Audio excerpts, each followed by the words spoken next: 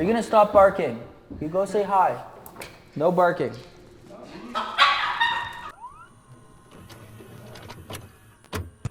Quadruplet? What was 4? Triple. Quadruple. Quadruplet? No, but if you're saying like I'm a twin, I'm a triplet, I'm a quadruplet. Sextuplet. That's where you're winning. Okay, after this we're gonna get to work, but how many? Yeah, there's Octomom. Yeah. She had 8 real life little humans at once. How would I type this in? What? How many twins or how many kids have been in one belly? How do you type that in? What's the most amount of kids a woman has given birth to at one time? Well, let's not just say her gender is a woman right off the bat. Could have been a male, dude. It couldn't have. A little bit of Detroit coming out of you, I see. Impossible. Okay. This guy needs another year in LA, he'll understand. Guinness World Records shares video of Malayan woman who gave birth to 9 babies at once. I didn't even know the human skin can stretch that much. That looks like me after fucking Jolly Bees, man.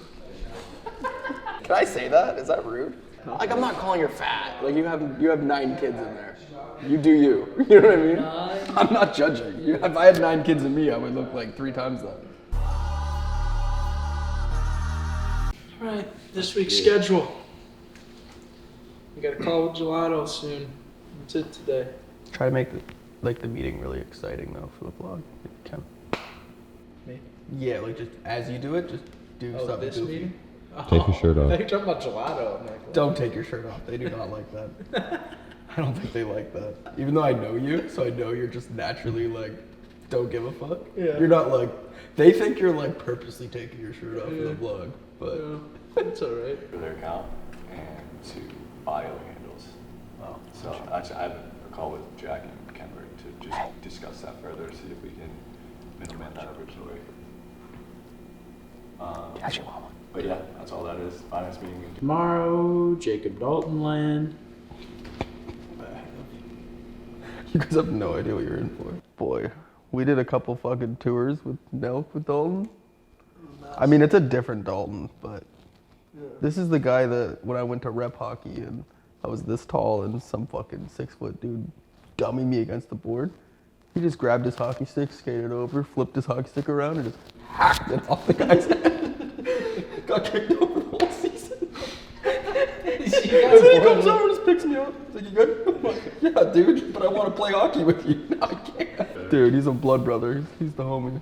But should be a fun week. What is this key?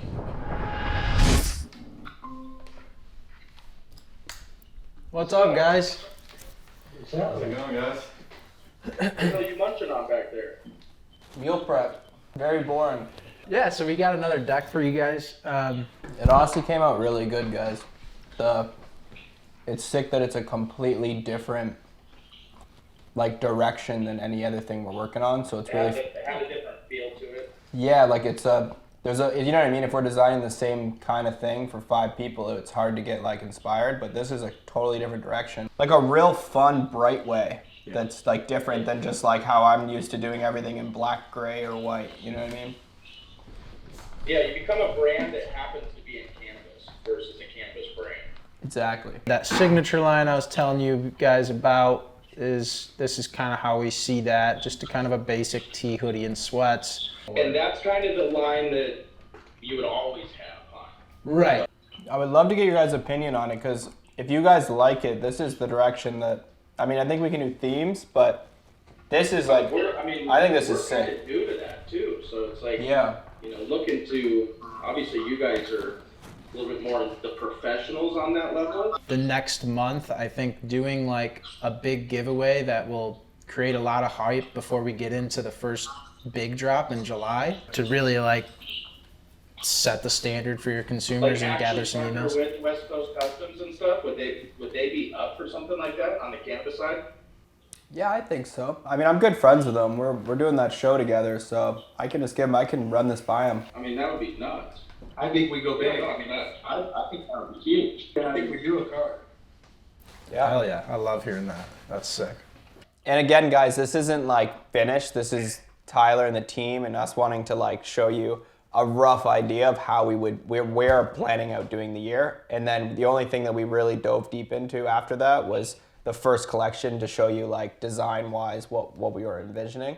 Right. And then our job throughout the year is just going to be to like really go into these and design each collection. So all of these are obviously like, these could end up changing. Like these aren't set in stone. Yeah. You know, I I think you're spot on with that. I think the concept is something that we've hugely been lacking in, especially in the preparation side. And so, I mean, most of these things, I mean, pretty much all that I've seen, I fucking really like them. I think it'd be, you know, the brand will just go everywhere with it. Perfect. All right. Thanks. Stop sharing. Sounds good. All right, enjoy your day, guys. Sounds All good. right. How See you ya. going, guys? Damn, I look good today, huh? Lie to yourself? All right, that was a little gelato meeting. Possibly our second client? Second official client. Second official client. Let's sign that contract. They're cool guys. They're like I was gonna say dispensary. It's not a dispensary. They're a cannabis brand called Gelato, and they want to get more into like streetwear collections and shit like that. So we're gonna help them out. What up? What up? Welcome to the dream. Are you gonna stop barking? You go say hi. No barking. You good? We just figure it out as it goes. Pitch went well though, I think. Huh? Yeah. Yeah. Yeah, they're in it. Yeah. If Amazon's in, like, let's just put a deal together. We can play like. That's exactly what I would say. Yeah, I agree. Because I'm So- not going back to this like how TV world fucking takes No. 5 years. It takes 5 years for that reason. Yeah. Because like No, they because get that they're just agreement like, for oh, a okay, year. we got it. Now let's go on to something else. It's like, Yeah. oh, hey guys, and we're still here. We're like Yeah. fucking waiting. So, no, I've been in that world. Walking through Yes. exactly your guys' process right now to what you're doing and what your plan is without us attaching to it. Just like what is your guys' plan? And then we'll work backwards from that would probably be the best way. So it's pretty easy. Yeah. We don't have a fucking plan. No plan. I mean, we kind of do. Like when you but- guys did the events that I went to and there's like merchandise there. How does Yeah. that merchandise get there? Like what's the stages to that? We've been working with a lot of different people. That's the thing. Like we haven't found like a good home for I think the West Coast stuff to like live under. Okay, cool, this isn't working. Let's just bring it back in-house and figure out how to redo it. Yeah. And the merch is one thing. Like, I think that's a very small piece to like what I think the brand can do Yeah. on just products. Yeah. You know, from like the things we were talking about, like license plate frames, Air you know, fresheners. air fresheners, floor mats, Yeah. steering wheel covers. Kind of figure out what your guys' game plan is, or if you guys don't, like what can we do for you guys. I think that like we're definitely at our like bandwidth right now with like there are new clients that are coming in, and we have like 3 to 4 new hires we're making over this next like 2 weeks just to be brand managers for the people that we've already taken on, so that we don't want to get to a point where we're not like doing a good job for anyone. Right. And that's why I'm telling you this, because I don't want to Right. like we have a relationship too. I don't want to Yeah. like say we're gonna do this whole thing and Yeah. then be like, yo, like this is actually like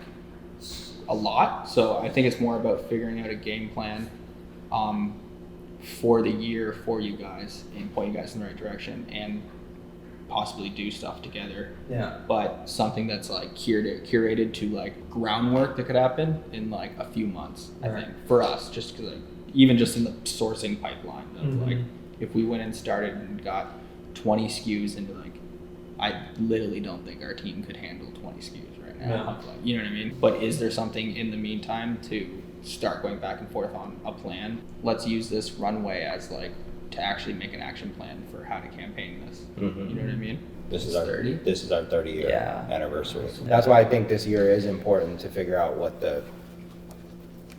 the offering, Yeah. you know, and really hit it with like a different approach, like something Yeah. nothing what we've ever done before. Yeah. And like the other stuff we were talking about, like making the art style stuff that like we take to Art Basel, you know, and like make a crazy ass table out of an engine. Like merch is one side of it and one component, and I feel like the easiest component that like everyone here in this room obviously knows how to do. But it's stuff like this is like really where our brand can at least like leverage itself like on a Harley Davidson level, you know. Together. Yeah, because Paul used to, like, when we were trying to film season 2, he was, like, the one on producing it. Like, when we did really? Careless Teens, like, with Dalton and Aiden and everyone. Oh, I didn't know you guys went that far back. Yeah. Reconnect the crew. Wait, did you film that with Dalton also?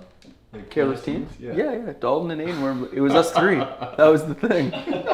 Give all the resources. To be for us honest, make it these, happen. I don't know, hear me, mistake me if I'm wrong, but these companies, like this guy we're about to talk to, is the kind of guy that if we just go to him after X amount of time and we're like, hey, here's like a thing you see every single day, here's a price sheet, like, do you want to do this show or not? Like, that's not going to be as exciting as if like we come in the door as like, hey, like Jesse has connects, we have connects, we've already sat down, we've done 3 interviews with 3 of these people, these are the pros and cons of them, and we've also talked to these 3 people to be possible guests, and they live here, this one's here, they're going to be here in March, so we could have this one ready to shoot. Like, I think if we just like come, like, you know what I mean by that? Like, you're just like, so it's turnkey for him. but do we not want to like set up this call with this guy until this happens? Well, that's what I was going to ask you, just so I know next steps. Do we because the last conversation we had was we'll get a budget for what it looks like for an episode, we'll deliver that to them. But still show we've done like some groundwork. I don't think they have to be like ready to fire, signed every contract or anything. Yeah. I think like chat with them, be like, hey, would you be interested in us, putting you forward for this as an option? This doesn't cost any money, you know what I mean? This is the fun part.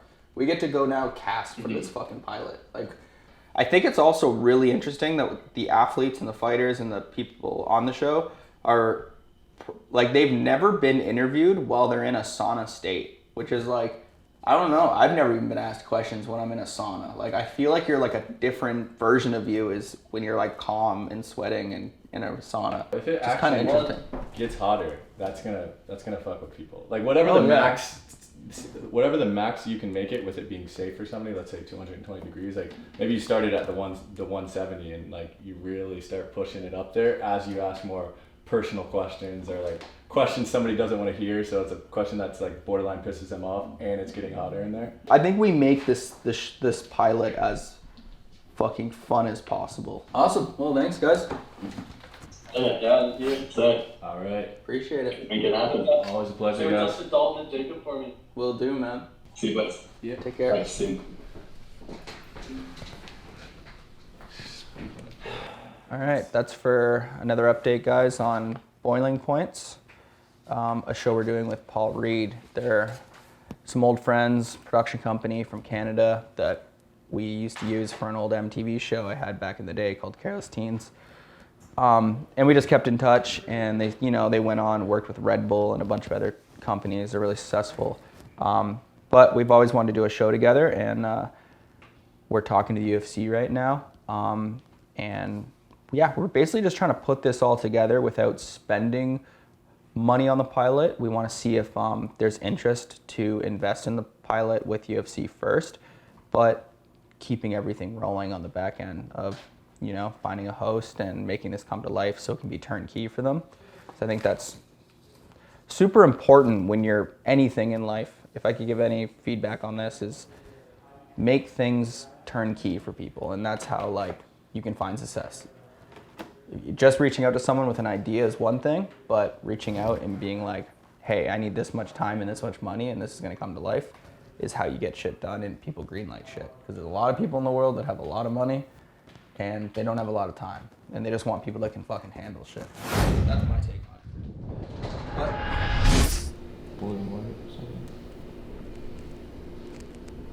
Anyone here? What are you wearing, my boy? I mean, I figure since we're not dropping any merch, I'll just start rocking this. What, you don't like purple glazed bananas? Purple glazed bananas on a yellow sweater. I mean, if this isn't swag, I don't want it. It's pretty swaggy, I'm not gonna lie. You look pretty good. Thanks. I've been waiting for that. I'm trying to really step up my fashion this year, so this is my attempt. It's not good. It's not looking too good, boys. All right, guys, for the 5th revision, we finally figured out the brand guide, especially for just labeling and the SKU system of how we're gonna set this all up, with Sunday being the catalog of every piece and then Bloody Sunday and our clients using our pieces from the catalog. We wanted to find a way to make it so that Sunday SKUs that drop in the Pantone can be unique enough, but any other company or in-house company that uses a silhouette from our catalog can still have some kind of signature so people know that it's from the catalog and was created in-house at Sunday. So we think we figured it out. We're just finishing up some final touches, and then we're gonna kind of present to the design team and kind of go over some notes on it. Maybe we can start here. Just delete anything that's not needed. Unless you actually need them. But. So we're basically just going through all packaging and labeling and figuring out the system of how Sunday is a catalog, and how does our in-house brands, and then how does our clients, and then how do we do collabs. And so we basically came down to that, obviously this is like our logo, this is our SKU number system, and this is our like packaging trademark, like our little packaging hit that people will know us for. You want to go to the first Sunday? We'll show you how it works on Sunday first. Let's start with cut and sew, say. So if we add a garment to the collection, and so this is 0001, this would be the first one we do. And it would be, so it'll have a neck label that'll have the stars, the hang tags that'll have the star, and all packaging for that would be basically just in our Pantone with like the stamp.